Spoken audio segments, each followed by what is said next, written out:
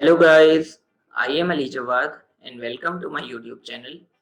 This is our lesson number 1 on chapter 26, Radioactivity of Syllabus Physics 5054 for Cambridge and O-level students. So let us start with our lesson. This topic, radioactivity, is a part of nuclear physics. So first of all, we will look into the definition of radioactivity. The radioactivity is the emission of particles or rays from the nucleus of an atom. And by the emission of particles and rays, the unstable nucleus tries to become an stable one. Usually, the radioactivity has been observed by different scientists in the atoms which has atomic number greater than 82. So it is not a law, but it is a rule of thumb that those elements whose atomic number is greater than 82 are usually radioactive in nature. So how does atom become unstable? Let us look into it. For example, in this animation you can see a lithium atom which has 3 protons in it as shown above and 3 electrons. So it is a neutral atom because the number of positive charges is equal to the number of negative charges. However, the mass number is the sum of protons and neutrons, which is given over here, that is 7. Now what will happen if I may go on increasing the neutron? So as you can observe, upon increasing the neutron in the nucleus becomes unstable. And to become stable again, the nucleus of an unstable atom tries to emit particles from it, and the emission process is known as radioactivity. The phenomena of radioactivity was observed by different scientists. They are known as the pioneers of radioactivity because they are the ones who have researched a lot in this field, including Marie Curie, and Ernest Rutherford. So, how we can define radioactivity?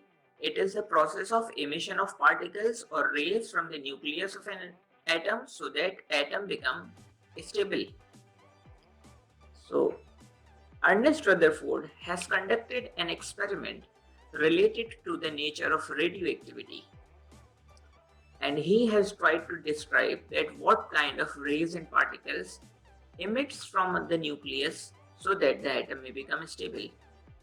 For his experiment, he has taken a lead block because lead is a metal and it does not allow the rays to pass through it, and has taken a radioactive material.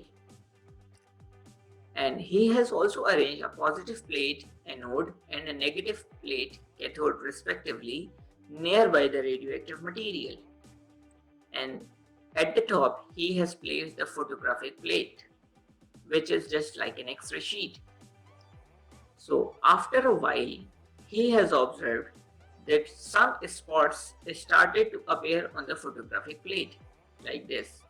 He suggested that there are some particles which are striking the photographic plate, causing the spots to be appeared on the plates.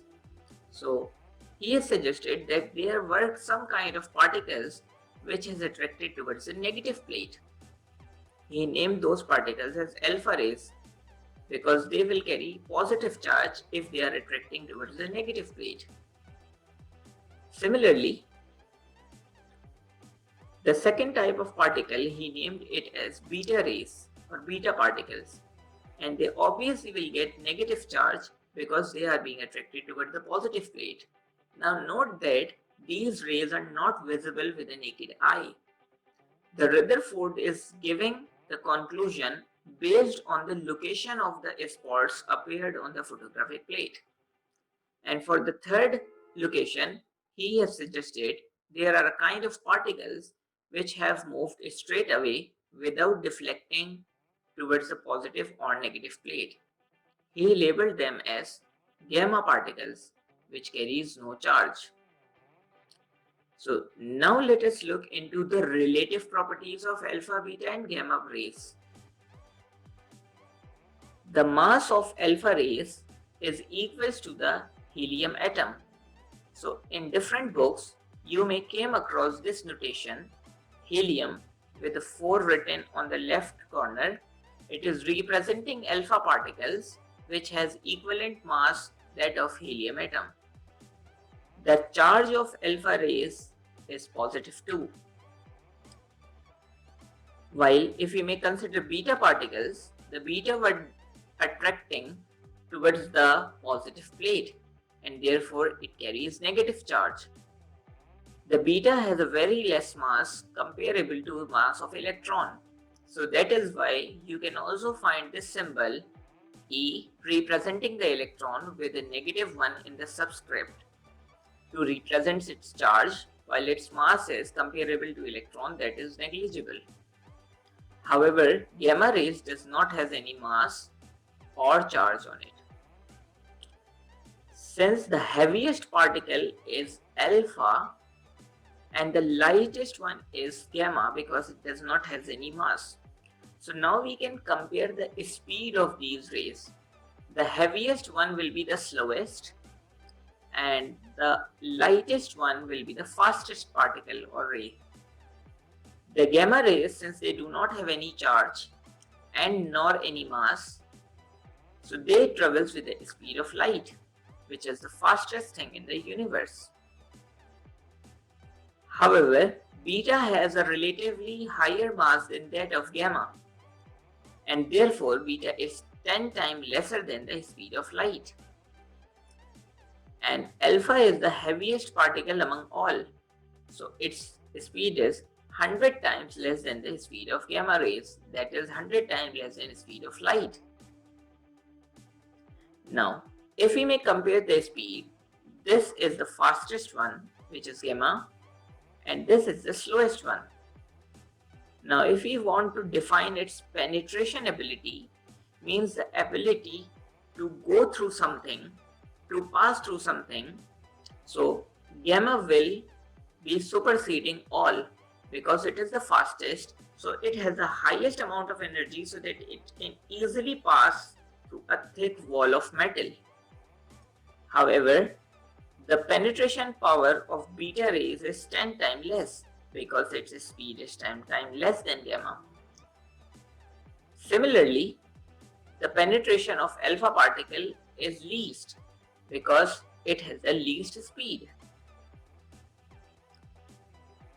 If we may compare their ionization ability, so the ionization of ability of alpha rays are highest because it has the largest amount of charge on it, while the ionization ability of gamma is almost negligible as compared to alpha. Although gamma particles ionizes an atom because gamma particles provide energy to the electron, and when electron receives energy, so it jumps from lower energy level to the higher energy level. If this may progress, the electron will come to such a distance where the nuclear forces will be negligible and electron will escape out of the atom. And by this energy, gamma is also able to ionize atom in spite the fact that it does not have any charge on it. However, in case of alpha, the charge is also there accompanied by the energy. So the two factors are facilitating in ionization in case of alpha rays. So if alpha rays passes nearby the atom, they can attract this electron because of their positive charges. And that is why they have the highest ability to ionize, while the gamma has the least ability to ionize an atom. So these are the relative properties of alpha, beta and gamma rays. This will be helpful in throughout the lessons on radioactivity, in which we will learn how to write radioactive equations and we will try to solve some past papers on it. I hope that you have liked the lesson. Don't forget to subscribe our channel to watch the latest videos on the same topic. Thank you for watching.